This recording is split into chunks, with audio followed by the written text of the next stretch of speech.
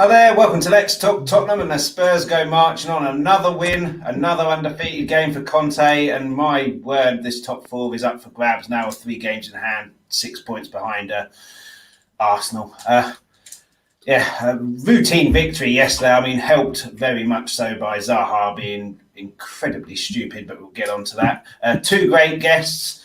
Ian, start with you. Welcome to the show. Your debut on here. Thanks so much for coming on. How are you doing? Oh, I'm doing good. What a good win yesterday it was indeed, sir. Absolutely. Fabulous win. Yeah, absolutely. And quickly as well, big love to Bob Spur. Prayers for Bob Spur, who's still in a fairly bad way. And Brian, welcome back to the show.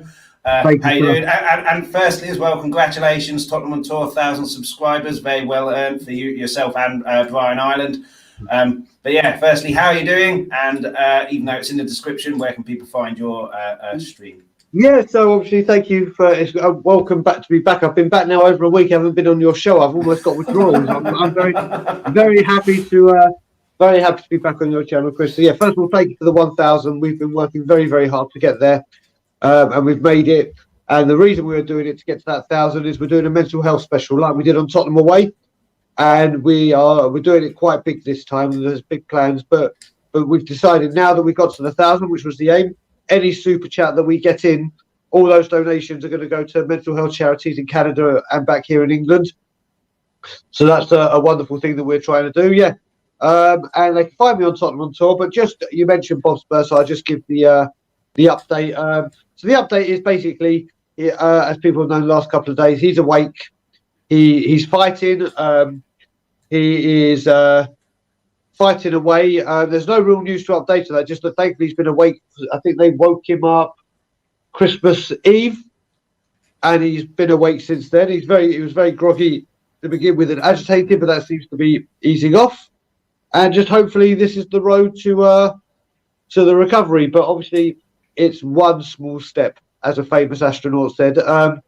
But we're taking each day as it comes, and hopefully each day will be better than the last.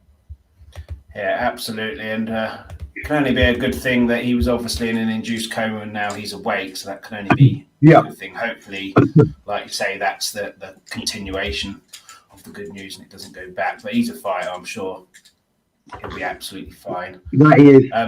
Yeah, thanks everybody for watching. Please hit the likes, please hit the subscribe. When you've done that, go into the description. Tottenham on Tour, do the same there. Wayne's on the chat. How you doing, Wayne? Always a pleasure seeing you in the chat. For any streamers as well, if any of you get a comment saying vask.tech, block it. It's been Aaron on the Spurs chat that we're on. Thanks, Aaron. It's a spyware thing, so if you click it, you'll get spyware on your thing. So just don't show it, don't click it, just block it. And yeah, spread that to every streamer, not just Tottenham, all football teams, streamers as well, just because we do this for the ourselves, for the fans and everything. We don't do it for idiots to be able to bugger up our computers. Exactly.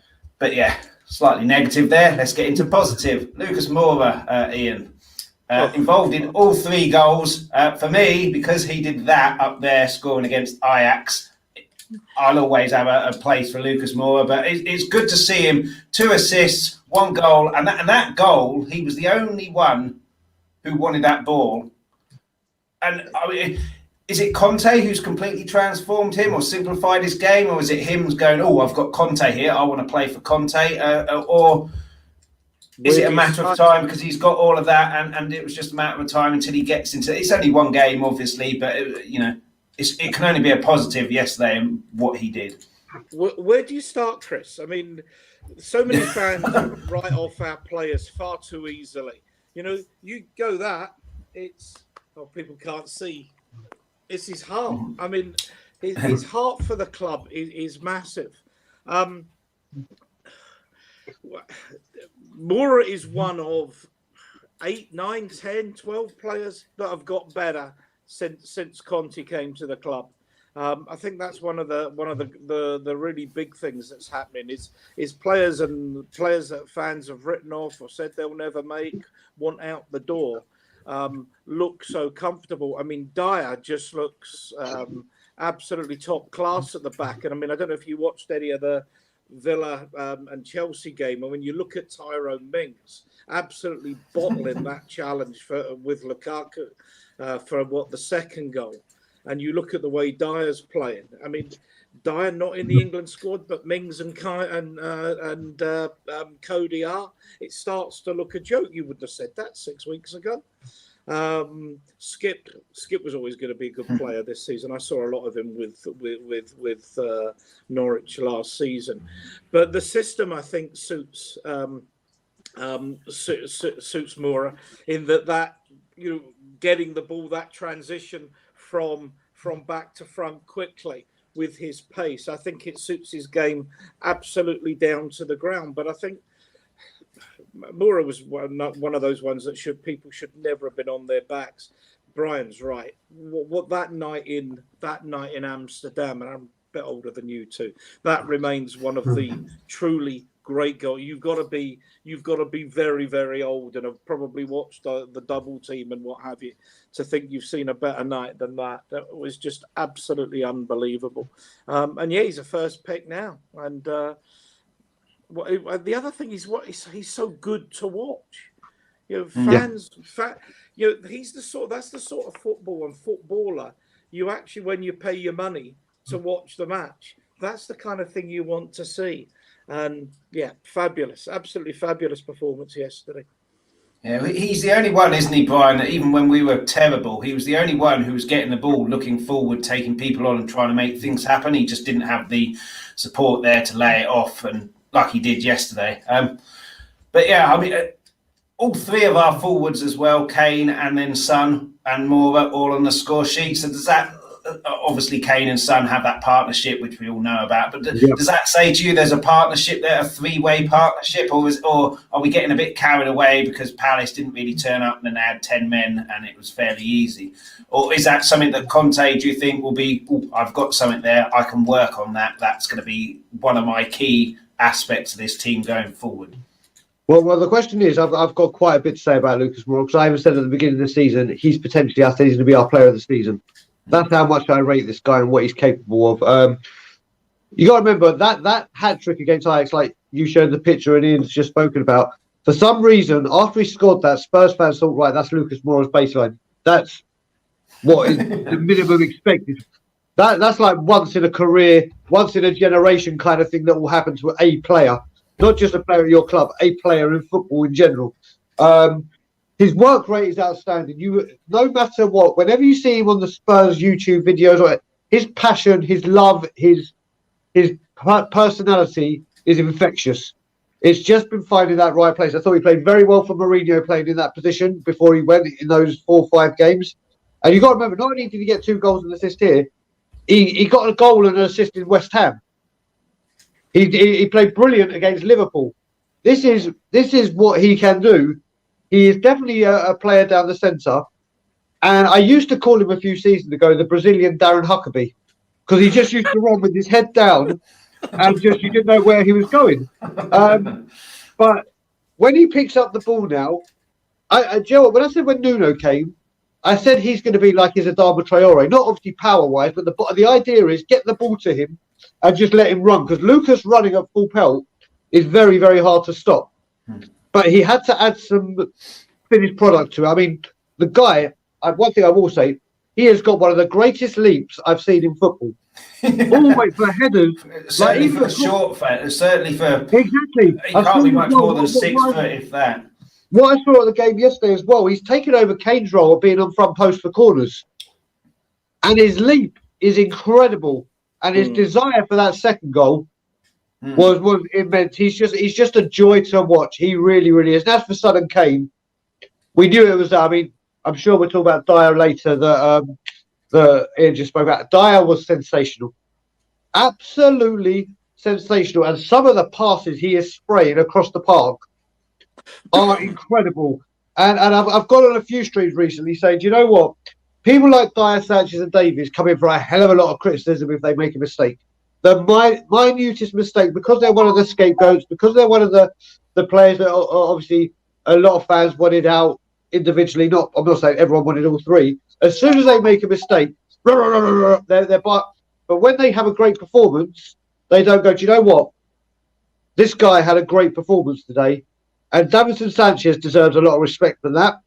Eric Dyer does, and Ben Davies does. Obviously, Ben Davies didn't play yesterday. It was Jaffet. How weird is it that we saw that lineup? Everyone was like, "Oh my God, he's resting Davies." We're like, "Oh my God, what are you doing?" It's like, who would have thought that a few weeks ago? It's as I said as well. The last game I saw was Manchester United, and we all know what happened in that game. It is night and day. I mean, night and day doesn't do justice for how good this turnaround is. It is sensational. Absolutely sensational to see, and it is the same players. That's the thing Exactly. that you forget. It is exactly the same players. I thought Jaffet played really well in that left-sided centre half role, by the way, because he keeps being played as a right back.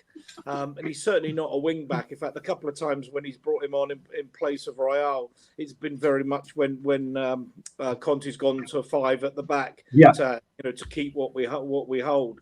But I thought he did well, and I thought he tried to get forward as well. He's watched Davies clearly, and he's listened to his instructions. Ben Davies has just been fabulous, but that's the role he plays for Wales as well. I mean, exactly. He's not really a left back. He's a left-sided centre half.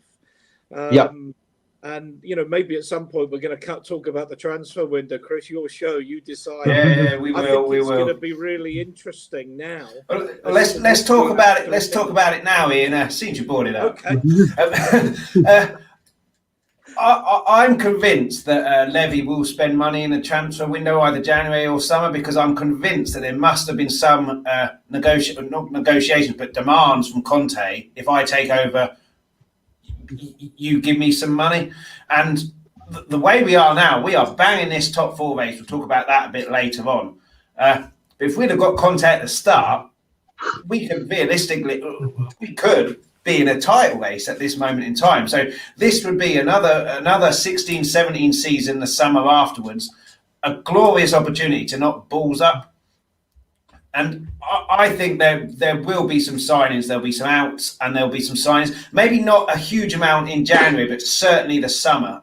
Where do you stand on the transfer window? And do you think players will come in, players will go? And who do you think Conte will be earmarking for those positions out and in? Who's going first? Ian, you brought the subject up, so Ian gets first crack. Yeah, you go. I'll go first. Look, we clearly need to strengthen up top. Not that there's anything wrong with what we've got, but I don't think Gill's ready yet. I think he might need to go out on loan somewhere and really play some football. Son and Kane are playing week in, week out. And are going to need Kane certainly, will need to be rotated at some point. So we need a centre forward. Now, everybody knows that getting good centre forwards, we've tried to get people, and the word is players don't want to come, they don't want to be back up to Harry Kane and what have you. Do you think that changes with Conte there going, I'm not being back up to Harry Kane, I'm being back up for Conte here? I think it might. There's a couple of Italian-based players we've been linked with. Vlahovic is one, although the things I'm reading about him are one, it's 70 million quid. I think, to be honest with you, I think Levy would find that if that's the right player. But there's also talk he wants 200,000 a week after tax, plus he really wants to go to Juventus. Now, it's the latter thing that bothers me more than anything. I think we want players that want to play for the club, that want to play for Conte and want to come to the club for the right reasons. I can never remember his name. Exactly. He might be an option. Oh no, Insigne. Insigne, yeah. He might be an option. I don't know. I don't know, but I think that's if we had to sign one player in one position, that would be the player I think I would want someone in. We're at that point. Kane has got injured this time of the year, a couple of years running. I think, was it New Year's Day last year or the year before at Southampton? He got injured, and we go to Southampton tomorrow, and that was him out for months. That was last season, wasn't it? A couple of seasons ago. It was during lockdown. Yeah, I remember Mourinho used the expression where So when Kane got injured, and we can't be in that position having started now. How our balloon would be deflated if we lost Kane now with no replacement for 2 or 3 months. It's going to be interesting. It's going to be interesting if he's going to give Winks and Dele a chance, because both were absolutely superb against Liverpool. I like Winks. Dele I like, but he's clearly gone off. Winks is one of those people. I think there comes a point in your life if people are shouting at you, if your colleagues or the fans for your work colleagues are shouting at you and telling you how rubbish you are at your job all day at your place of work, you start to believe it. You got the impression against Liverpool when you saw Winks driving forward and putting those long diagonal balls in, that people were really starting to believe him. And I think if he got some encouragement as cover for Skip and for Højbjerg, would be good. Left central defence. If we're going to sign another central defender, we've been linked with a few. Dele seems to be the one that we're most linked with. I think someone's playing FIFA or Football Manager and got some cheat codes on that one. I can't see that happening. But that would be a tremendous signing if we did get him. And Juventus, I think, are about 6th or 7th in their league. But again, I can't see that happening. No, and this is the point. And then just I'll finish this, and then I'll let Brian come in. The other position we've been linked with a lot is another right-sided wing back. And you talk about outs, and so many players have improved, but one I think is never going to make it at Tottenham is Doherty, and I think he's one that really needs to be let go. Poor piece of recruitment. It didn't look like Nuno fancied him, so I suspect when Nuno let him go, he was far from unhappy about it. And I'm still worried about the goalkeeping situation. Golini hasn't impressed me at all so far. Yes, he's young, but Hugo's contract expires at the end of the season. I hope there's talk in the background. I hope Hugo's made a lot of the right noises about how good Conte is and what have you, and that he thinks, there's a real chance I can win some stuff here and sign for another couple of years. But ultimately, we're going to need a proper backup goalkeeper. But I think the key, we've spent money. I mean, people criticise Levy, and we haven't always spent the right money in the right areas at the right times. But we have spent money. We've spent money on Ndombele. I wouldn't be sorry to see him go, 60-odd million pounds. We spent money on Lo Celso. They're our two recent biggest signings, I think, 42 million pounds. I wouldn't be sorry to see him go. Really want us to spend some money, but I want the right players at the right price in the right position. Because I can understand Levy saying every time I give you 50 million pounds, you go blow it. So work on this academy I built you. So let's push on here. Let's push on, but the right players. Has to be the right players. Yeah, it has to be the players that Conte wants. I think the issue is that the players bought aren't the players that the manager wants. So I agree, we've spent money, but it's been not the right money. And if it was the right money, we'd have a lot better team now. And Brian, in terms of the transfer window, I'm not sure what you think on whether we will spend money or not. But for me, we need a creative midfielder. I've been saying that for months and months. But then Conte's doing what he's doing without one, and it goes to what he says. Losers find excuses, winners find solutions. So he seems to have found a solution at the moment. Obviously, we'll get into the Palace game a bit later on because it obviously helps when their star player gets himself sent off. But the transfer window, how do you see that going in January? Listen, the way it comes down to this is, like you said, he's finding the solutions, but that's not Conte finds solutions, but the guy needs help. The guy needs help. If I was the chairman of any club, and I'm not just saying this, and you see what this guy is doing with players that have been dreadful, just think what he can do with the players that he knows. Look at his track record for what he's done with players. A Lukaku. You can go on for what he's done at Chelsea, what he did with Hazard, what he did. I mean, Hazard was a great player, but he elevated him even more. When it comes down to, I mean, the Hugo thing we have to discuss in, what's the date today? The 27th? So, like, in 4 days, he can sign a pre-contract with anyone for free in Europe. So I honestly believe, in my own honest opinion, that I reckon the contract's already signed, still delivered. They just haven't announced it yet. Like it's at either the final stages or it's just about to be announced. I actually thought they might announce it yesterday on his birthday and say, "Hey, Hugo signed an extension," but it didn't happen. Listen, I'm not going to get too much into transfers because everyone knows my feelings on that person. But what I will say with Ian, I agree with Ian, is whatever we spend, we need to spend it on quality, not quantity. Yeah. And I'm fed up, and I keep saying I'm fed up of hearing this word. We need a backup for Kane. No, we don't. We need competition for Kane. Yeah. We don't need a backup right wing back. We need a competition.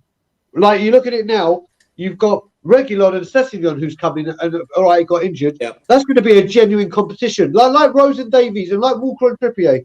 That was competition. That wasn't backup. So it's a case of, let's say we go and spend 70 million and we get Dusan for 70 million. For me, you go blow all 70 on Dusan. Because we need to be able to rest Kane. We need to, should he, God forbid, pick up an injury, we need someone to come in that it won't be like, oh no, we're having to play Son there, or no, we have to move this player there to do this. We need someone to go, right, okay, he's having a rest or he's injured or suspended. In you go, my man, your turn. Or play alongside him. So I'd rather we go out and blow 70 million on one player rather than go blow 70 million on 6 or 3 or 4 like we normally do. The way you just got to look at it. Dusan Vlahovic, I have been admired. Like, obviously, he said, I'm not signing a new contract. I'm not doing this. I'm not doing that.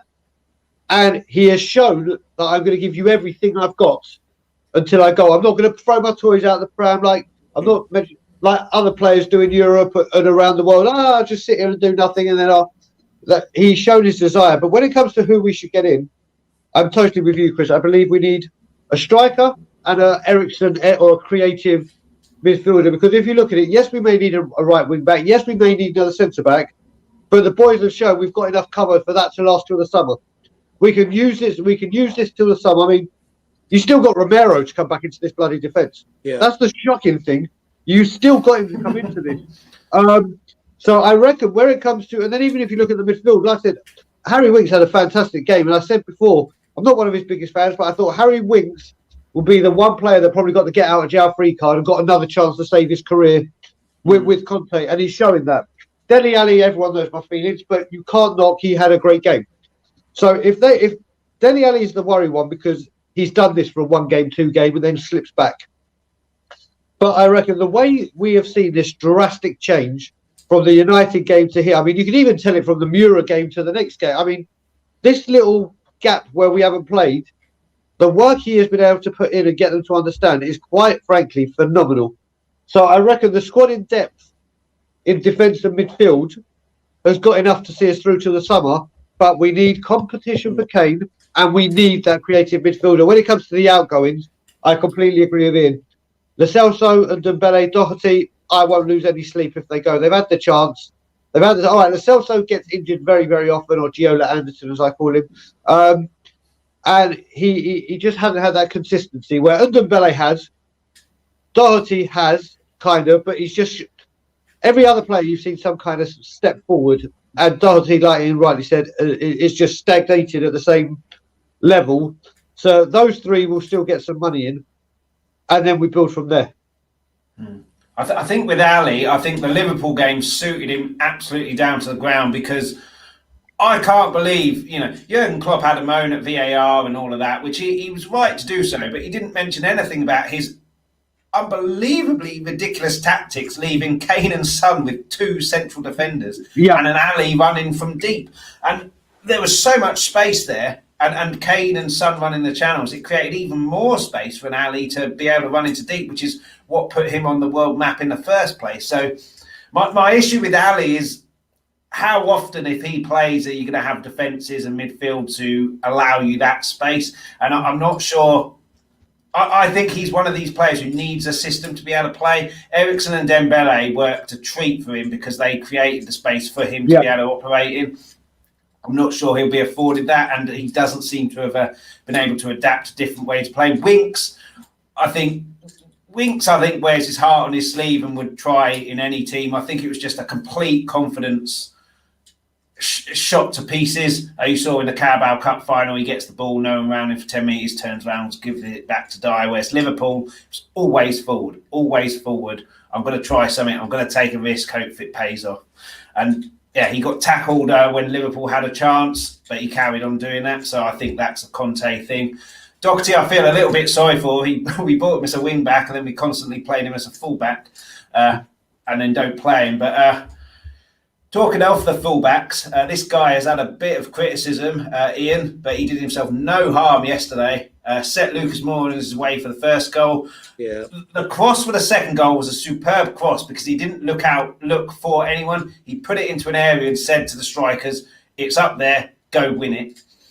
I mean, again, we will get on to Palace in a bit and how lacklustre they were. It can't have helped with Vieira being at home with COVID. You want your manager there. But, I mean, this guy did himself no harm. He didn't really have any defensive responsibilities to do, which I know that's Tommy's big question mark over Emerson, his defensive responsibilities. But he's also had issues, not issues, but criticism of his final delivery. But that ball to Lucas for the first goal put it straight into his path, and then it was a goal as soon as Moura got there first. And like I say, the cross into an area, you go attack that. Do you see him building on from this? Do you see it just one game? How do you see Emerson? Yeah, Ian. I thought I had Emerson as my man of the match yesterday. I mean, I know Skip and I know Moura were outstanding. I was so impressed with everything Emerson did yesterday. Probably his best game in a Spurs shirt. Yeah. One thing I'll say, you talk about building. He's another one. He's only 22. You know, he's still very much at the learning stage and coming into the English league and its demands, its physicality, its pace. When I was a kid, I remember, I think when we signed Martin Chivers in about 1968, and I remember, you know, that little inlet off Tottenham High Road up to the old West Stand. And the Great Good always used to stand there and everyone used to meet and have a chat. And I was a little boy. And I said, something that was that. And I said, yeah, but we've signed Chivers. And it was, yeah, but he'll take a year to settle in, son, you know. And if you go back to the old Bill Shankly and the boot room and the both players, and it was 2 years in the reserves. Now we just want instant gratification with a player. They come in, they have a bad game, they're written off. It's like, come on. You know, players will take time to settle, different country, different language, different team. He's had, how many different managers has he had? He's only had two. Yeah, that's true. He's lucky. He's only had two. You know, different managers, and you know, one was a native Portuguese speaker. So there are all those little things you've got to take into account. But I thought he was absolutely fabulous yesterday, up and down that field. He's got an engine and a half. I think he's absolutely what Conte wants and what Conte needs. Yeah, he'll learn, but I think Conte has got them playing. He's got everybody playing better. He'll improve his defensive stuff. He clearly got pace. He can get forward. The cross was superb. He's a tick on the team sheet for me and a player we can really work and I expect to go on. Yeah, I mean, Brian, do you see him kicking on from here? Because you look at Reguilon. As soon as Reguilon gets the ball, his first thought is a cross. He's obviously set up Bale, Kane with good crosses in, so he's obviously got the confidence that I can whip a ball in. Whereas you look at Emerson, he always checks back, so it's maybe a confidence issue. Whereas I really hope now he's put that ball in the box and Moura's done the work for him to get an assist. So I hope that's confidence. Oh, I can put the ball into the box now. I can whip it in, put it into an area, and the strikers will attack it. Do you see him kicking on from here? Or do you think it was just an easy game and it was just easier to put the cross in than not, and the ball to Moura for the first goal as well? So the ball to Moura, what you got to remember is I've been one that's had a go at him for his crossing, not for anything else. I think his delivery definitely needs work. It has needed work. And like you said, the cross yesterday, he didn't even look. He put it in an area. So maybe that's what he needs to. Maybe he's looking and then getting it in is taking him away from just whipping it into the area. But that's what Alexander-Arnold and what Beckham used to do. They never used to look for someone, they put it in an area. But because their delivery is 9 times out of 10 always there, the strikers know when the ball's coming in, make your run to that area because 9 times out of 10 it's going there. That's the art of crossing, I think, rather than looking for someone. Well, this is the thing. I mean, I watched something with Dwight York and Andy Cole. I can't remember what it was. This was a year or two ago. But they even said, when they were asking, how do you always get where Beckham's going to put it? He goes, listen, David Beckham has a thing where if he doesn't take the man on and he whips it in, it's going near post. But if he goes past the player, he tells us always go far post. So he was like, right, as soon as we see what David Beckham's about to do, we know 100% of the time the ball is going in that area. It's just where in that area it's going to go. So they already knew, right, he's just pushed it past someone, I need to get to the back post. And then also, if he did it straight away, right, I need to get to the near post. So they had that understanding. Now, a lot, like you said, a lot of great crosses just whip it into an area. How many times do you hear the commentators go, oh, what an area that cross was crossed into? And it's the striker's or whoever's responsibility to get there. Like Ian said, there is no doubt this guy's an athlete. He is a unit.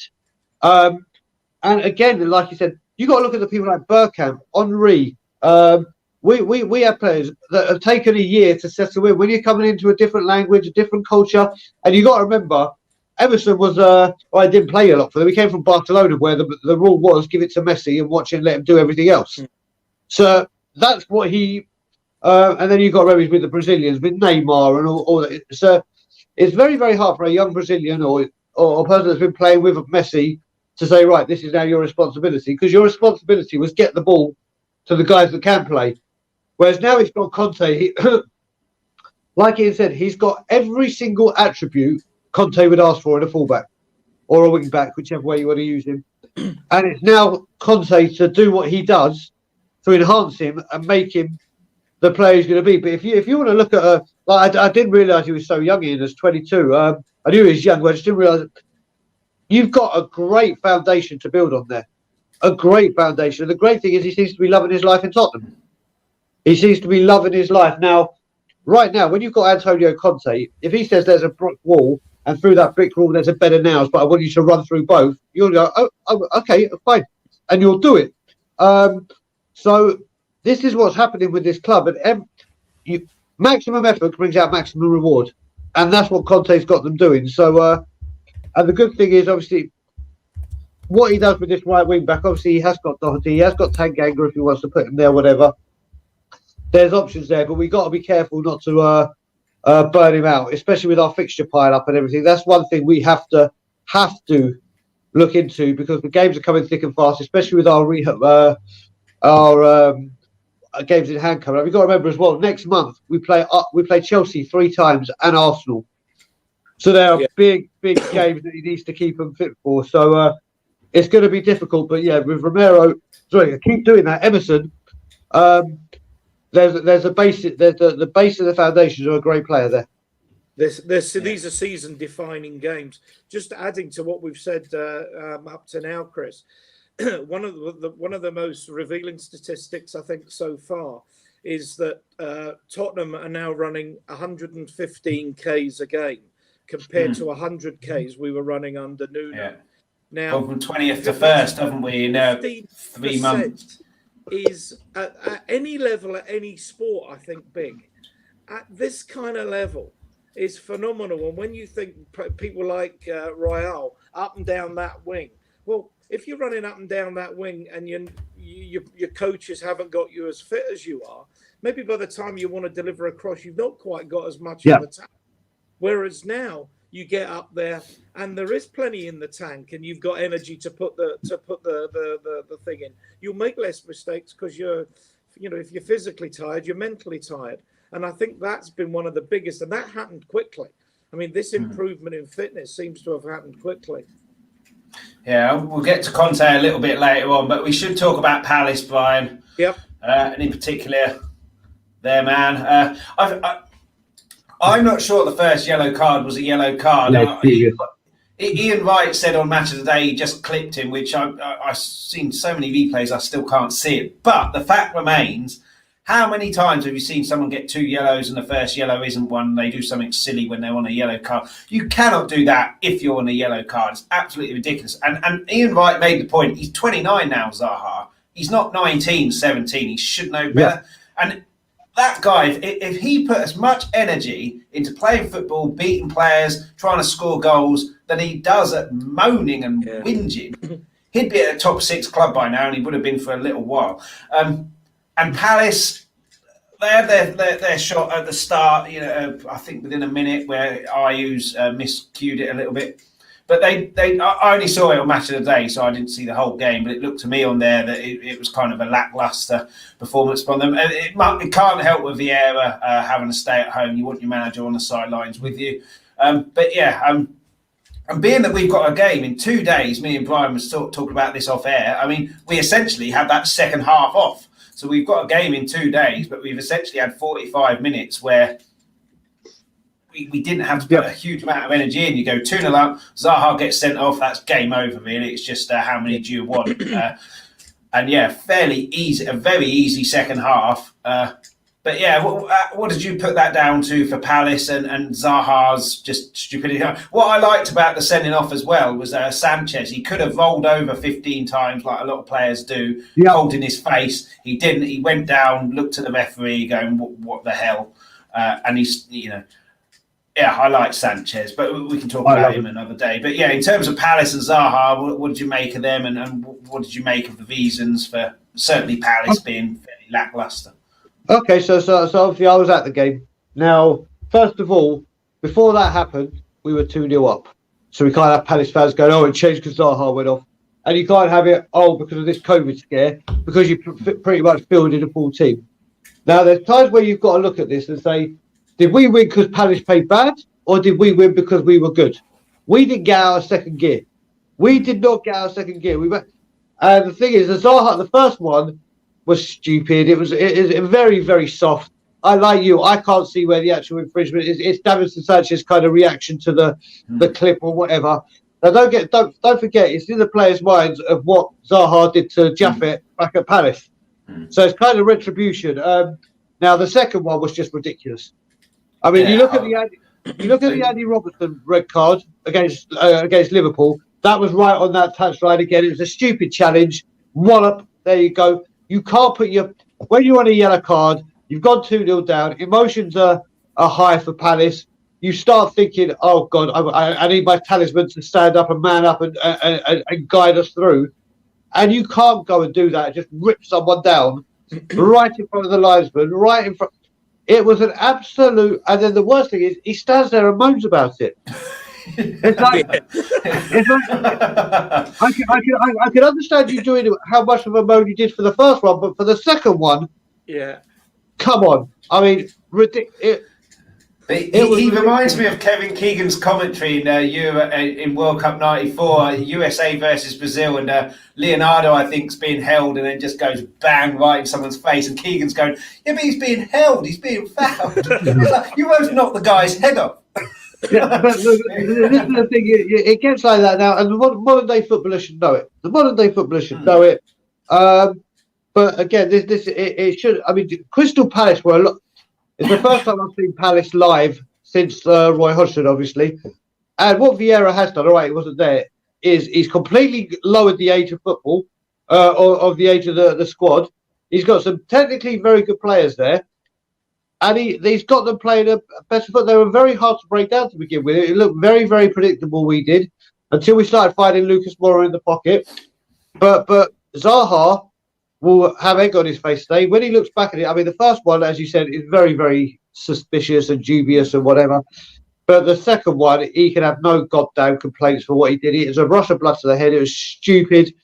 And yeah, I don't think that affected the game at all, because we were cruising at 2-0 before that went in. Before he went off. So I don't think it had the impact everyone's making it, but it certainly did impact it. But I don't think it would have made a blind bit of difference to the outcome. Yeah, I think the second half would have been a bit more of a struggle in terms of we'd have had to have really not gone for it, but had to have played well. Whereas in reality, what happened is it was kind of a training ground exercise, really, that second half. But in terms of Palace, they've obviously got what's that guy, Conor Gallagher. Yeah. Him. Yeah, he's a superb player and he's been absolutely superb this season, but obviously he didn't do anything last season. And then, I mean, Zaha was lucky that second yellow card, it was only a few inches away from pushing Sanchez in the face, which would have been a straight red. But why don't you think he's ever learned that the reason you keep getting fouled, Wilfried, is because you react and get yourself sent off and cause a reaction to get yourself in trouble, which then makes it easier for the other team to play against your team. Why don't you think he's ever learned that? And it's just before bizarre. Before I get on to that, Chris, I tell you one thing. I think, maybe when the Christmas season ends and what have you, someone needs to ask questions as to why Palace asked for that game to be postponed. I mean, particularly the inconvenience to people. There'll be people maybe visiting family, friends coming over, having to make long journeys without public transport, who are having to set off early for games. Christmas treats for kids and what have you. They had one player that didn't play when they humped us 3-0 at their place in September. So if this was just, Vieira's not going to be there, we want him in our dressing room and on the dugout, therefore we're asking for a postponement. That was ridiculous. And particularly, I tweeted on and retweeted the guy, I can't remember his name, Mark, from Football London, who's the Palace correspondent, who said the game is off. So I'm assuming he got that officially from Crystal Palace rather than just tweeting random. So I'd like that to be looked at by the Premier League. Funnily enough, I'm messaging after the game yesterday. I got a good friend up here. Big Celtic supporter, has got family in London, and he said, I'm going to watch the game with my grandson, who's a Palace supporter. And I asked him, he was impressed with Tottenham and what have you. We talked about Zaha. And I said, you look at Zaha and you think he can play at a much higher level. Then you look at him closely and you actually realise Palace actually is his level. He's probably not as good as he thinks he is, which is maybe why he gets frustrated at times. But Brian's right. He's one of those people that's so easy to get to wind up. And for him to, he seemed to be sort of up for a fight almost from the first whistle. Yeah, he was maybe a little bit harsh with the Sanchez one, although I still can't quite work out how come Sanchez went down, because he wouldn't have realised Sanchez was there unless there was some sort of contact, and which was from behind. But John Moss isn't our best referee by a long shot. But the sending off was just plain lunacy. And and then as Brian says, for him to be complaining about it when you're there holding the smoking gun, what do you mean? It's absolutely. I don't see what option the referee had. And Jermaine Jenas was saying, "Oh well, he gave the referee an option." No, he didn't. The referee had to enforce the laws of the game. That's what his job is. And when you moaning about it, he's the player's version of Jurgen Klopp, isn't he? I mean, if those two had a moan off, we'd be in until 2024. Moan about absolutely everything. But it's just, I just don't understand how he hasn't learned in 10 years or plus. Yeah, people are winding you up and fouling you because they know they get this reaction. They know you do stupid things and get sent off. It's just absolutely crazy. Maybe he carried some bad blood over from the game in September. I mean, I just don't know. It's unfathomable how you can understand a kid getting wound up, but how an experienced pro like that who's seen it all. And in terms of Palace, why do you think they were so lackluster, or do you think Conte got us fired up because they battered you 3-0 away from home? They did start well. I mean, the thing was that Chris, that they did start really well, Palace, and they were knocking it about, and it was a pretty even game until we scored the first goal, and again that classic Tottenham counter-attack. And then it wasn't long before we got another one. And then you go, hang on a minute, we're playing well here. We're suddenly 2-0 down, and then the talisman gets sent off. The funny thing is, if he hadn't got sent off, I think they might have been a different game. They might have been pushing forward a bit more, and we might have been able to pick them off on the counter. Whereas I think when it was 2-0, it was very and down to 10, it was very much damage limitation for them. But they're not going to have played half a dozen players with COVID. There's no way in the world they were playing players. At least I hope they weren't, that had symptoms of COVID. So I actually haven't got an explanation. I just think maybe, as I say, we're a good side and we're a physical side now. Not dirty physical, but you have to be up for the challenge against us, and maybe they didn't fancy it too much. Yeah, certainly that second half, and yeah, just Zaha, I just don't understand him at all. And just stop moaning, Wilfried. Just play football. You'll end up having far, far better results. But Brian, will come to a player now who certainly 2 months ago wasn't your favourite player. I'm very keen to know if it's changed or not. I suspect it hasn't a huge amount, and that's this guy, Harry Kane. 2 games running. He scored a goal now in the Premier League. Didn't take his goal very well yesterday. I'd be fairly upset if I was Jack Butland because he got a good hand to that. I think it's just the quickness of the first touch that took it away. But he's doing what Conte said he should be doing in punditry for Euro 2020, staying in the box. And he's obviously getting his rewards. Very unlucky with the quick volley finish from Son's corner in the second half. And then he went off after 64 minutes, which, down to 10 men, 2-0 up. You can rest him and it doesn't really matter that much because the game isn't going to go away from you. Is he turning back into the Harry Kane of old for you, or is it still a lot of work to be done? 1 billion%. 1 billion%. Harry Kane, again, I when I was over here last time, I got to see the Chelsea game, and the Chelsea game was my first game back, and it was obviously the day that the late, great Jimmy Greaves passed away, the greatest striker we've ever seen, or not I've seen, the club has seen, and the guy whose record he is trying to beat. And I was disgusted with his performance. Obviously, we knew there's a lot more going on with the club, but you'd think on the day of his passing, he's going to try and rubber stamp, like get the just put in the performance, and he hadn't. But since Conte's come, you started to see the change. Now, I'm not just talking about his in-game, like being more visible on the pitch. You can see it in his runs, in his body language, in his pressuring, in his that sliding tackle against Liverpool. Yes, he should have got sent off for it, but that was the commitment, dedication, passion, desire that we all love and know from Harry Kane. I think he was great against West Ham. He was great against Liverpool. Yesterday, he was superb. He was superb. His passes were being sprayed around. You could see him closing down. You could see he was running with a purpose. When he celebrated his goal, the smile on his face, he's running. And from what I've been hearing, is he spoke with Conte, and Conte said, right, I'm here now. Forget everything that's gone on. This team, you are the centrepiece of it. And now he's delighted. Now he's over the moon. And I love Harry Kane. I've always loved him. I hated what he had become up until Conte, just because we all know, Ian would have seen a few more players than myself. There's certain players that are just so absolutely world-class and brilliant that when something that happened in the summer, which was badly done by him, his brother, the club, no one's innocent here. It was badly handled, this whole saga, and Man City really, really tried to put as much petrol on the fire as possible. But when you have someone so good, who's been a role model for so long for club and country, what you saw was a shadow of himself, and you're like, what are you doing? We would give anything to be in your position. But Harry Kane, when you look at the grand scheme of this thing, Harry Kane is one of us. And I don't mean, he's a Tottenham Hotspur fan. Take the footballer away, he bleeds Tottenham Hotspur.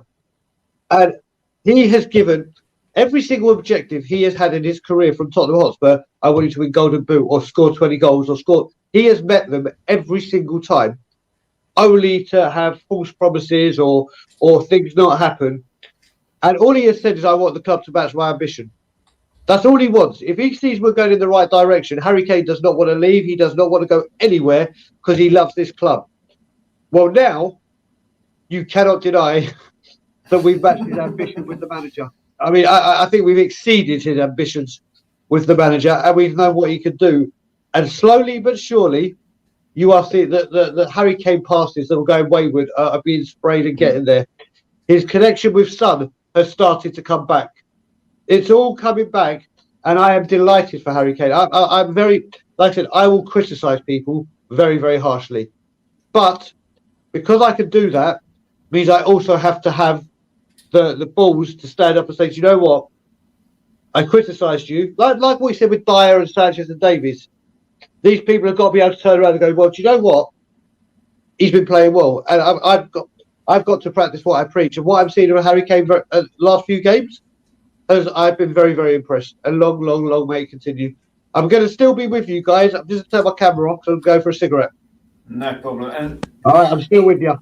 Ian, in terms of what Brian said, do you agree with that? And would you put Harry Kane's bad form at the start of season 2? Is it just the Man City situation, the transfer saga? Or because I personally think the way that Nuno was playing, he may as well have not had Harry Kane or Son in the team because he didn't use them at all. And if you've got strikers, if Jurgen Klopp suddenly played really defensive football, Mo Salah wouldn't be getting any of the headlines. My phone went and I've lost my sound. So let me just work on that, because if you're talking to me, I can't hear you.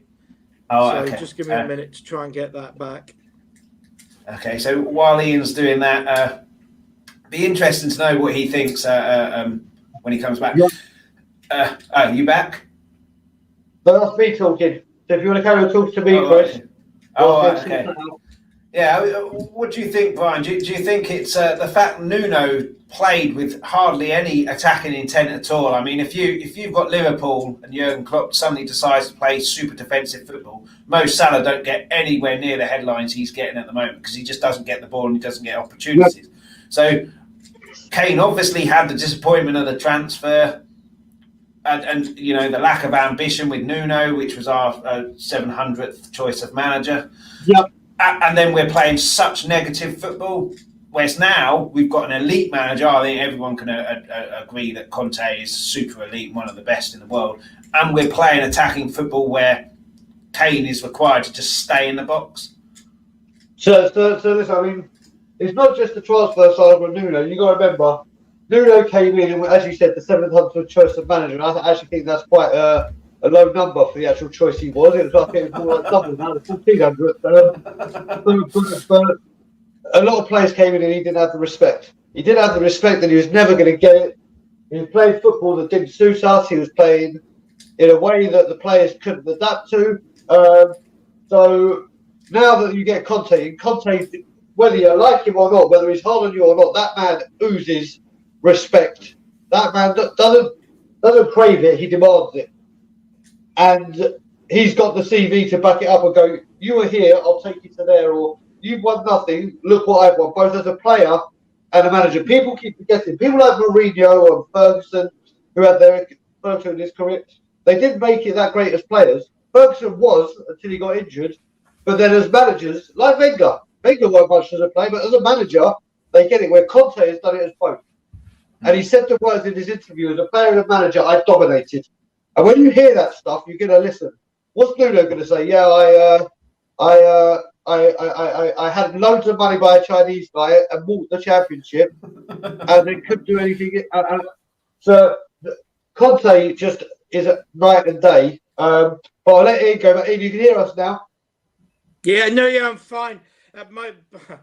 My phone rang and it comes through my iPad and as well. And when I rejected the call, I couldn't hear anything. Yeah, I'm good. I'm back on with you. If you're still talking, Kane, you've done brill.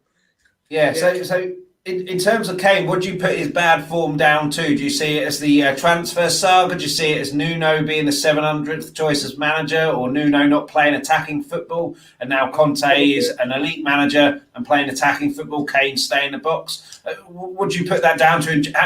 Do you think he'll go on now, Kane, a touchwood injury-free, and get his traditional 20, 25 goals a season? Yeah, I think it's been a combination of all things. There is no doubt he was badly unsettled by what happened in the summer. I don't think Manchester City handled it particularly well either. Well, they tried to stitch us up, didn't they? But it shows to me they're not the big club that they think they are. When Ferguson wanted a player, that player wanted to go to Man United, and they got him, whereas now didn't happen. I mean, trying to stitch Levy up. I mean, do me a favour. I mean, God. Yeah. I mean, I remember putting on Twitter that when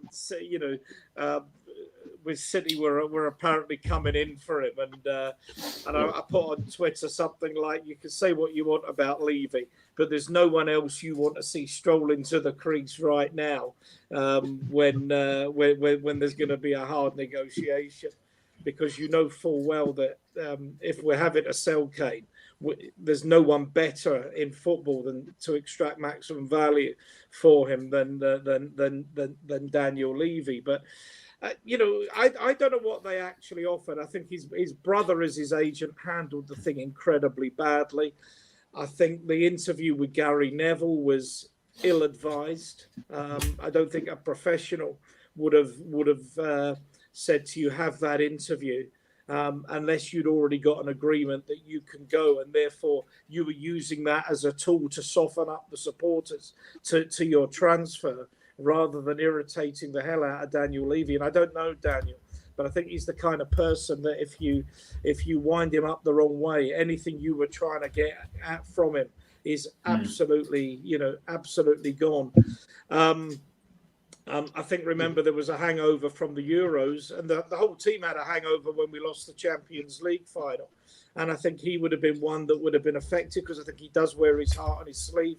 He's captain of the England team that lost in the final of the Euros. It's another year without a trophy, with big chances to have won trophies. So I can understand all of that affecting him at the beginning of the season. Plus, I mean, let's be honest with, if you've got a manager like Nuno, are you thinking he's the one that's going to develop my game? He's going to develop me. He's going to develop the rest of the team so that we're going to win trophies. And then with your drop in form coincides with a drop in fitness and the awful results. You can absolutely understand why Kane wasn't at it. But I see him coming on now.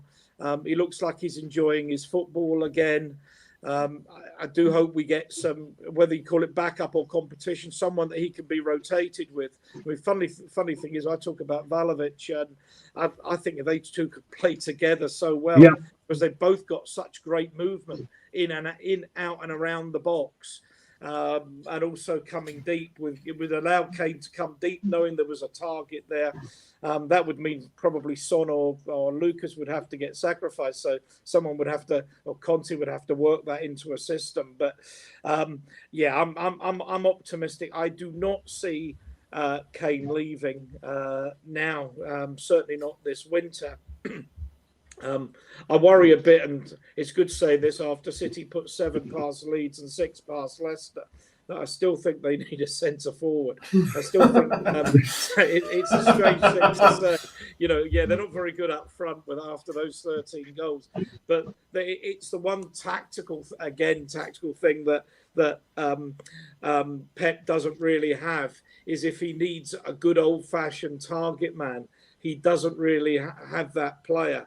And I think he'd like that player. But I suspect Vlahovic, they could afford Vlahovic, or Haaland might be their man. Yeah. I suspect they've now moved on from Harry Kane, and touch wood, I hope they have. Well, I think based on what happened in the summer, if they come in for Harry Kane again, I would imagine Levy's stuck another 50 million on top of it, just because you pissed me off so much in the summer. Absolutely. And whether Kane actually wants to go now.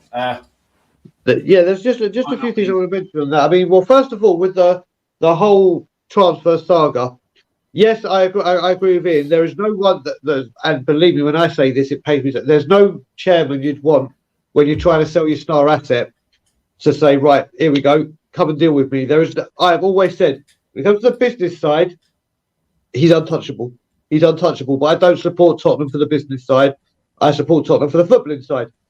Now, when it comes to, say, Man City, the thing is, Daniel Levy didn't have to do much. If I came to both your houses or anyone's house and offered you half the market value, you're going to say, well, no. It's that simple. You're going to go, if I came to your house and it was worth 100 grand or 200 grand, I said, here you go, that's 75,000. You're going to go, well, no.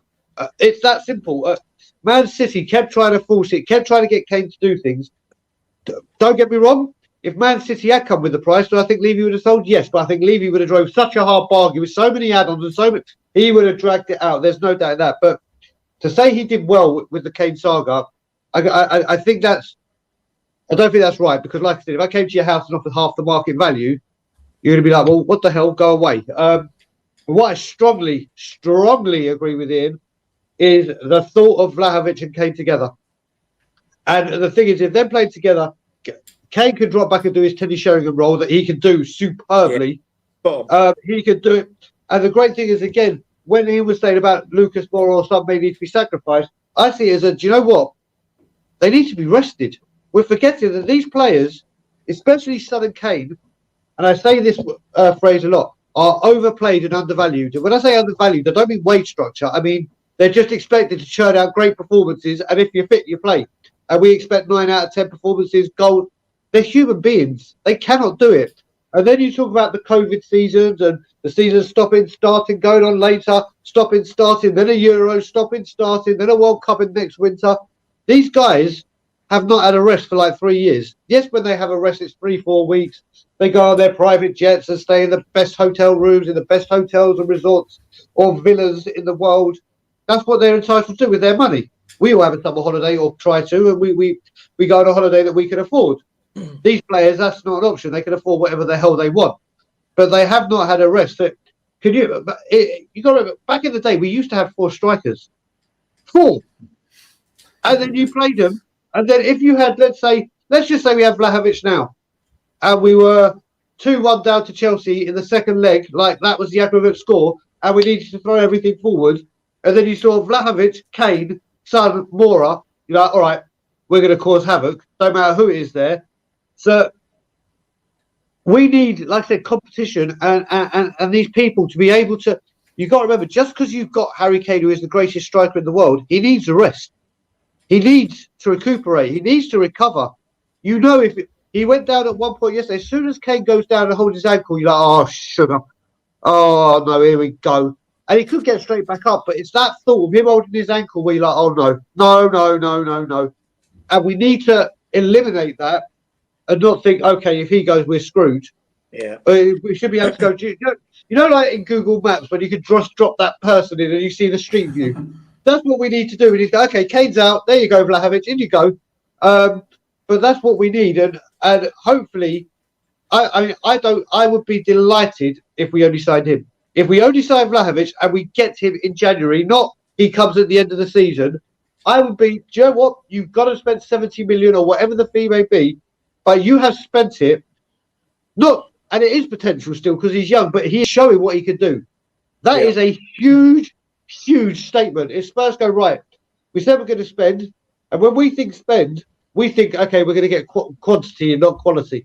Because that's what whether we like it or not, whether you leave it or leave it out, that's what we do. We buy quantity, not quality. We may get the odd quality, but I keep liking it. And it's hard for me to say for people in America or Canada or people that are not in England. I call it, we do the countdown thing, where you remember the numbers where we take 1 from the top and 5 from the bottom. That's basically what we do. We buy one quality and then we surround it with the small little ones, hoping they turn into something. Well, we don't need to. I'd rather we just go and buy one big one and say, right, that's your statement signing, and we build again in the summer. So that's what I'm hoping. Yeah. Well, interestingly, when you say that, I mean, a couple of things. We talk about having 4 strikers. When Man United won the Champions League, they started that game with Dwight York and Andrew Cole. And then they brought on Solskjaer and Sheringham, and who won the game. I mean, that's when you want to be a really, really top side. That's the kind of quality you need. And what's interesting is that 2 things. One, you listen to the way Conte speaks.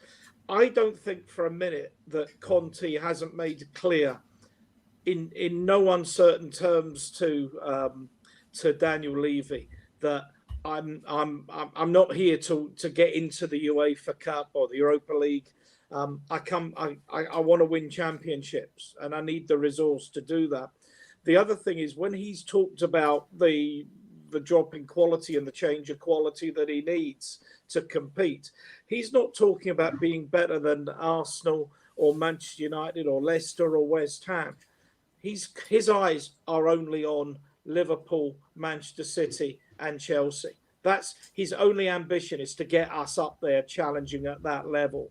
And as I say, a lot of it, we don't want to just buy rubbish. I don't want to spend 100 million for the sake of spending 100 million. I want them, I think we're all on the same page on this, particularly given the recent form. We want the players that will take us to that level. If we can't get there this season, because it's going to be a heck of a job to close down Liverpool and Manchester City at this stage of the season.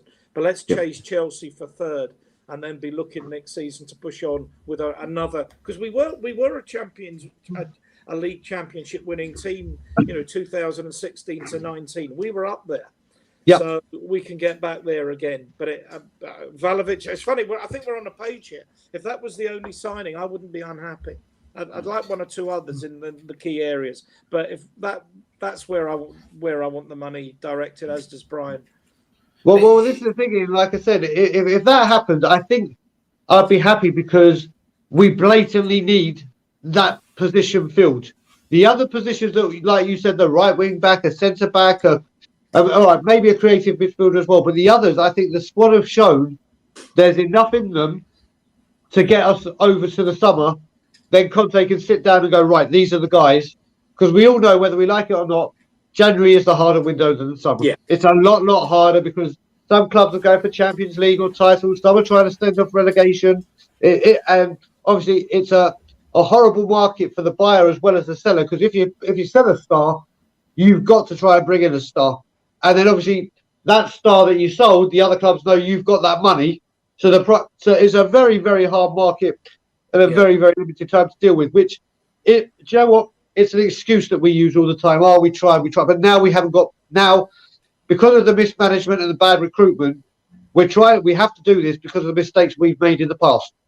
We have to do this, especially with the manager we have. But if we, like I said, let's just say somehow the gods are looking down on us and we get Vlahovic, I reckon there's enough in the defence, and we're talking the Dyer, the Davis, the Sanchez, with a Romero. You're looking at Reguilon with competition with Sessegnon. You've got Romero with maybe a Doherty, but Jaffet can go there if need be. And then with the performance of Winks and Dele, and also Brian Hill came on yesterday. And I have to say another, and I'm a fan of it, Stephen Bergwijn came on yesterday, and his confidence levels have rocketed up. When you think how dashed it was against Liverpool last season, he has gone. So I reckon there's enough there, so we don't need to really concentrate on those like the centre back and the right back, because we have cover. Whereas competition for Kane and Emerson, we simply do not have. So those positions for me are essential to fill.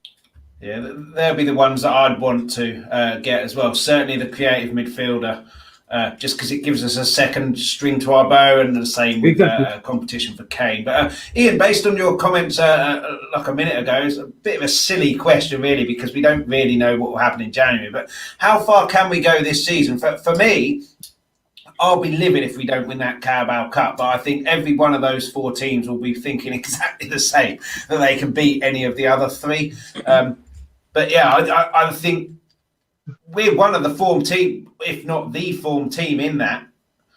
So, and the next round, Chelsea, I think it's in about a week, isn't it? The first leg. But in terms of the league, we are banging this top four race now. And like you say,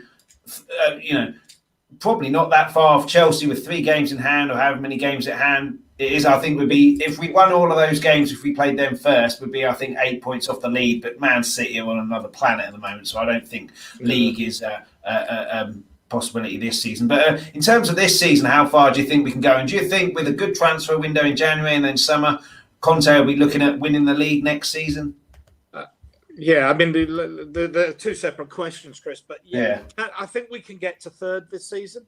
I think Chelsea were all right yesterday, but and Lukaku has clearly makes a huge difference to them with what he gives you up front. By God, if he were available now, that's a real bulldozer up front would be fantastic for us. But I think the Carabao Cup is really, really important for us. I think it's a monkey off everybody's back. It's the Levy out brigade, like Brian. Well, no trophies. Well, all of a sudden there is a trophy.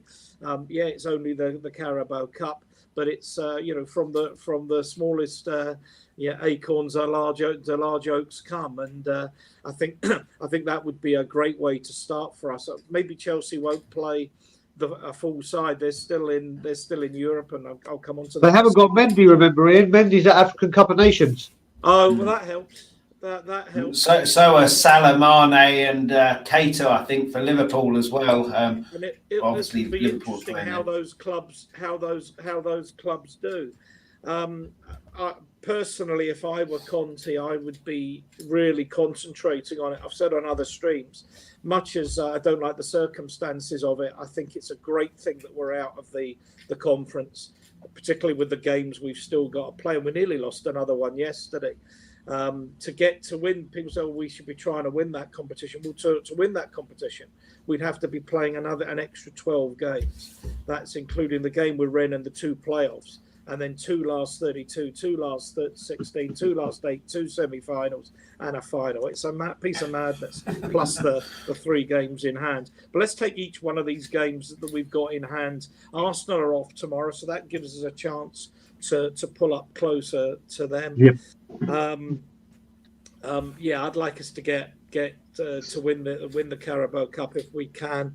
The Arsenal game on the 16th is starting to look absolutely massive. I mean, truly massive. That's what you want for one of those games, isn't it? Especially if we're at home. Conte will not really need to fire them up, I suspect, that much. Oh, we'd be fired up to that. Big crowd. The one thing, there's no doubt that when they've got possession of the football, Arsenal are a very, very good side. But I worry about their bottle. I worry about their heart when they're really under pressure physically and mentally. And I could see us winning that game well, because they'd have to be right up for it if they're going to challenge us in that. I think we can beat Chelsea over 2 legs. I think we might want it more than them. They're frying bigger fish. That suits us. And as for next season,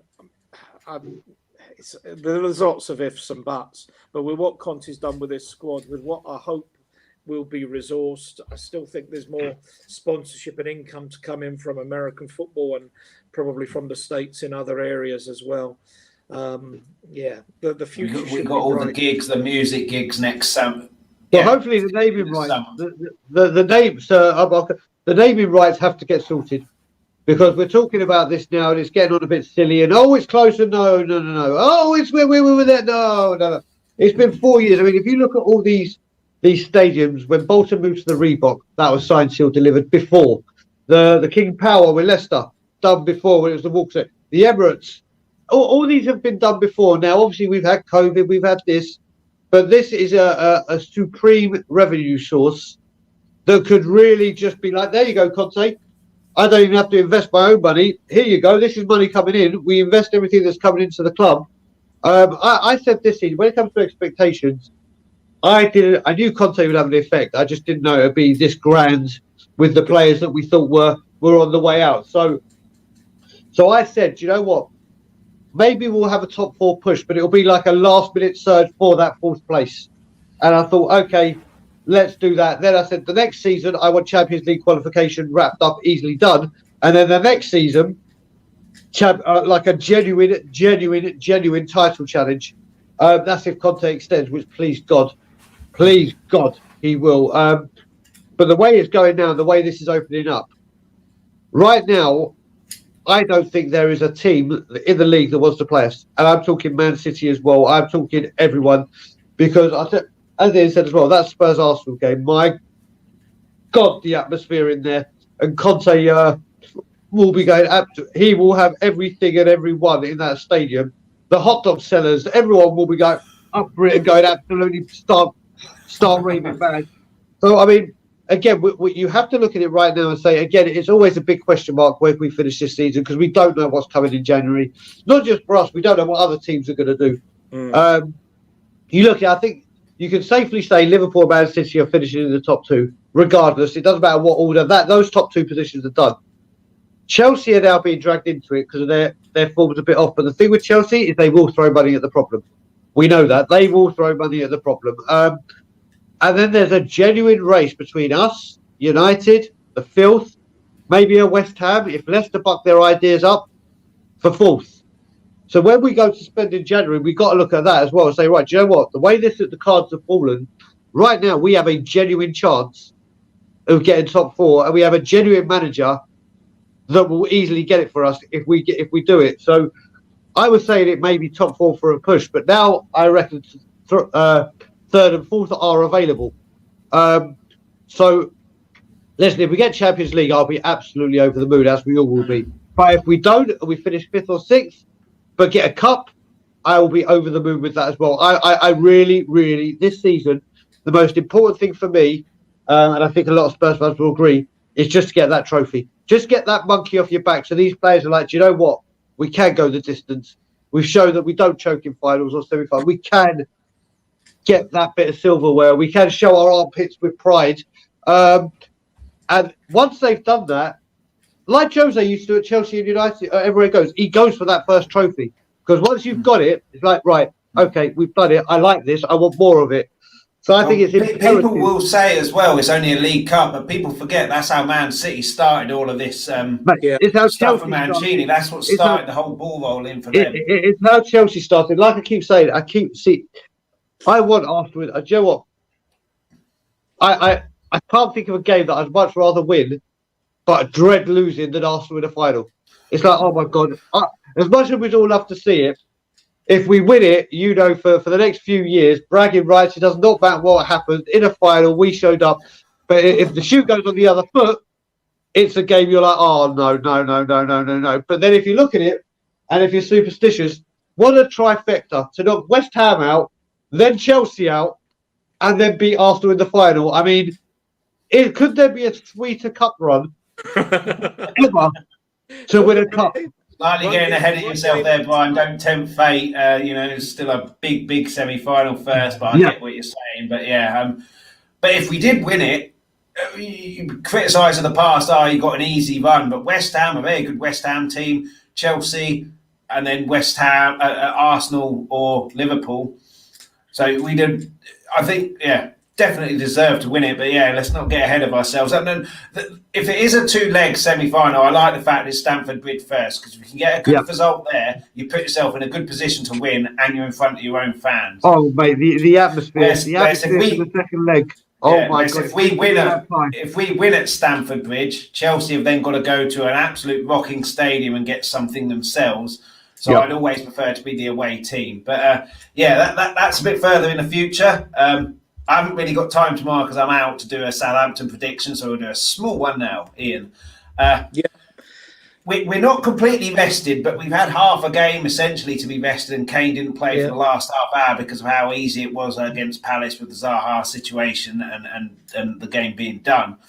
But Southampton aren't any mugs themselves. I know West Ham are struggling at the moment, but going to West Ham isn't an easy thing, and they were winning, I believe, and then got clawed back and then got the win again. So there's definitely fight there as well. They're at home. How do you see the Southampton game going? And in terms of us, what do you think the lineup possibly will be?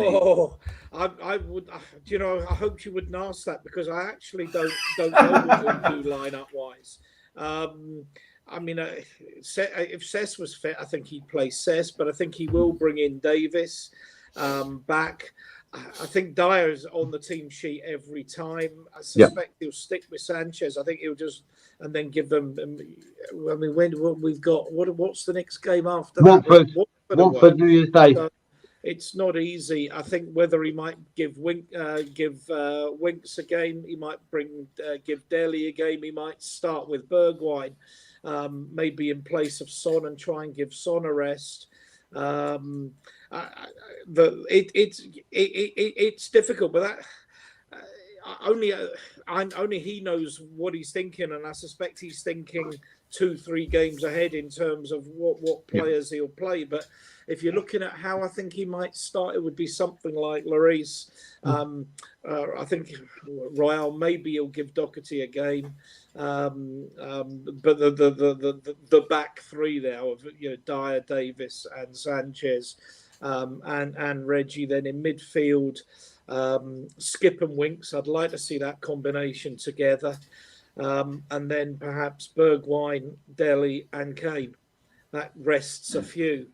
But at the moment, you see where have we got enough strength in one or two areas to rest some players he might like. Dyer, Sanchez without Romero is a problem. Could do with having both of them fit at this stage. But that's still, whatever we do, we'll put out a strong side. But say they were three. Southampton took the lead 3 times at West Ham. I'll be honest, I thought they would go down this season. I was thinking they're not strong enough, but the manager's got them playing again, and they're comfortably in mid-table. Won't be easy. It's never easy there. Oh, regardless of how they're playing, they're no mugs at all. But in terms of the lineup, Brian, firstly, what do you think will happen in the Southampton game? Your predictions for that, and secondly, with the lineup, what we've got now, which we didn't have under Nuno, is every player is fighting for a place. Yeah. And now anyone who comes in isn't just so it stops me sitting on the sofa for an hour or two. It's a chance to get in a team and get in Conte's reckoning, which we didn't have under Nuno. And now you've got everyone who comes in looking to make a statement, which can only be a good thing. And that obviously creates competition for places. Based on how Winks played against Liverpool, that's competition now for Højbjerg and Skip, because we don't turn up. We've got a hungry guy here who's proved he can do it against one of the best teams, if not the best team in England. But yeah, what do you think of the lineup might be, and what do you see happening in the game? So I'm really looking forward to this. It's going to be my first away game for years. The last away game I went to was probably 2004 season. So I moved to Israel, then came back and whatever. So I haven't been to the new St Mary's. My last time to St Mary's was when Ronnie Rosenthal scored a certain hat trick. So that was my. I think that was my last time at the Dell. I can't remember. But I'm looking forward to this game because away days are just something special. Away days are really something special. So it's going to be great to be there. Now, Davies, I think, will be back for sure. Listen, he's played a lot of games. And if you remember last season, he played like 9 games on the bounce. And then he had that shocker against Brighton when we lost to Brighton and he got ridiculed. He needs a rest, like we said. I was looking at it and I was thinking that Dele and Winks may start this game. Because obviously what they did against Liverpool, you can't drop them from having a very, very good game. But then I thought, wait a minute, if they haven't started now, they're obviously in his mind and he's told them you're either going to play Watford or you're going to play Southampton. Because like Ian said, he's got to be. I said when he first came, he's probably looked at the Leicester and Liverpool games and think, right, those are the 2 games where I need this team. And he had his 11, but obviously with the cancellations and everything, he's had a bit more flexibility. So I would not be surprised to see, Winks and Dele start. But I kind of want to see Højbjerg start rather than Skip. The only reason I say that is because he's going back to his old team. And Højbjerg always puts in a shift. I mean, Skip was, don't get me wrong, Skip was levels yesterday. Him and Moura were levels above everyone, but Højbjerg was good as well. But this is the thing. I mean, how refreshing is it that we're going into this game and going, we have no idea what our team's going to be. And whatever team he does put out, we're going to be like, okay. Like when we all saw that midfield against Liverpool, I guarantee 95% were like, what the hell is he doing? Oh my God. There's no Skip, there's no Højbjerg, injury, and Skip was on the bench. And Dembele, Dyer and Winks. And it was sensational. So I don't think there's a lineup right now he could put out where we'd be like, what? Okay. So it's just so refreshing to actually go and say, I have no idea what the team lineup is going to be. But I do predict the Spurs win. The only problem I have is with the Southampton game is just do not give any set pieces away anywhere near or within James Ward-Prowse striking distance. No. Because he is unbelievable. I mean, you look at Beckham and his free kick, but where James Ward-Prowse puts these free kicks and how he can get it up and under so close to, he is a major threat. He is a major threat. The worst of it is we're so bad at free kicks. So when you see the James Madisons or the James Ward-Prowse of this world taking great free kicks and breaking nets with them, it's. But one of the just going back to the transfer window, I think what might be interesting if he plays the Winks, the Bergwijns, and the Delits, the players that some people think should go. This would be a real opportunity to have a look and see how they play.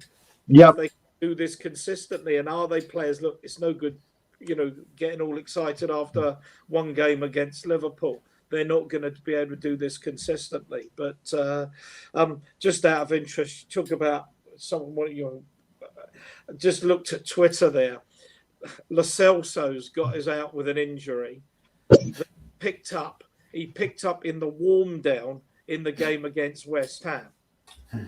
He didn't. Brian. He didn't even play in that game, and he's got injured in the warm down. What do I say? What else do I say? It's gone past the point. When you can actually say that the guy didn't play, he sat on the bench. Right, he may have run up at the touchline a couple of times, and then he runs on the pitch. And come on, this is a little bit silly now. We paid a lot of money for him. And don't get me wrong. Like I said, he hasn't had a consistent run of games, but we're seeing why he hasn't had a consistent run of games. And you've just got to cut your cloth accordingly, even if you get him out the door on loan and sacrifice some of his wages just to get him out. Because as much as there may be a talent and he does wonders with Argentina, it's just not going to happen here, I don't think. I just don't think it's going to happen. The ship has sailed. No. Yeah, I have to agree with that. And yeah, it's a shame because he plays quite well for Argentina, doesn't he? But very well. Not at work here. But yeah, we've pretty much reached the end. There's not really much else we can talk about unless we go into a full-blown Southampton preview. But yeah, Brian, thanks so much for coming on. Always welcome on here. You've been on so many times. Always welcome on.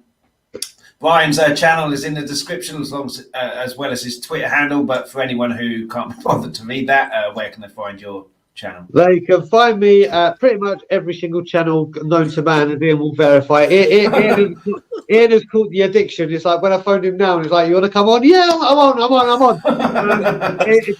We were on, my partner came on and I said, I put the microphone. I said, "Look, I'm broadcasting. You got a real problem with this." Ian, it's a wonderful addiction to have. It's a wonderful. There could be so many worse, but.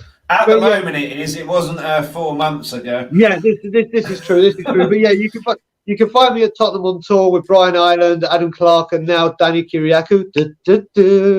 Danny Kiriakou. But yeah, we hit our 1,000 subscribers yesterday. We have big plans for 2022. We plan to get you both on very, very soon and regularly. Chris, you've already been on. Ian, we have to get you on. We'll sort it. But yeah, you can find me at Tottenham on tour. And just once again, thank you to everyone who has subscribed to the channel. It means the world to us. I'll just say a big up. Thoroughly well deserved as well. Yeah, big up to Bobby. It was me. It was actually Bobby and I discussing Levy on Twitter, and he said, "Look, I've got this show. We really could do with someone with your opinion who can actually articulate it to come on. Would you come on the show?" And love doing it. It was about 3 o'clock in the morning when we finished up in off the back room. I was absolutely pumping adrenaline, and I thought, I love doing this. It's good fun. So yeah, always. Thanks, Chris, for having me on. My first Honestly, no problem. Thanks so much for coming on, and you have to come back on again. If you're both free on the 29th, is it? 29th. Hopefully I can do a show there for the Southampton review. But yeah, Ian, thanks so much for coming on. You don't have a stream yourself, but like Brian's alluded to there, you will go on any one of them. But yeah, your Twitter handle is obviously on the screen there, Shaggy1712. Yes. Yeah. Oh, is that coming? Is that your show? Yeah. I don't know. We'll see. We'll see. Got a few things in my head on that, but we'll see what happens. Yeah, but for now, Ian's Twitter handle there at Shaggy1712. That's also in the description, so give him a follow on Twitter, and then you'll be able to see which stream he's going on any particular day. Might be a full-time job keeping up to up to where Ian's appearing, but yeah, that's where you can find all that out. Yeah, and thanks everybody for watching. Again, hit the like, hit the subscribe, then go to Tottenham on Tour, do the same thing. And yeah, be back on the 29th. Hopefully, I'm not sure what time yet. Southampton review, and then the 30th at 12:30. Very excited. Another book. Mike Donovan has written a book, Football's Braveheart. Dave Mackay, for many, the greatest player that Spurs have ever had. So yeah, that'll be a really good chat again after the previous book about Tottenham from the Lane. So catch that at Talk Tottenham on Twitter for that. Yeah, be back on the 29th, hopefully with another win, and the Conte machine keeps rolling on. But until then, come on, you Spurs.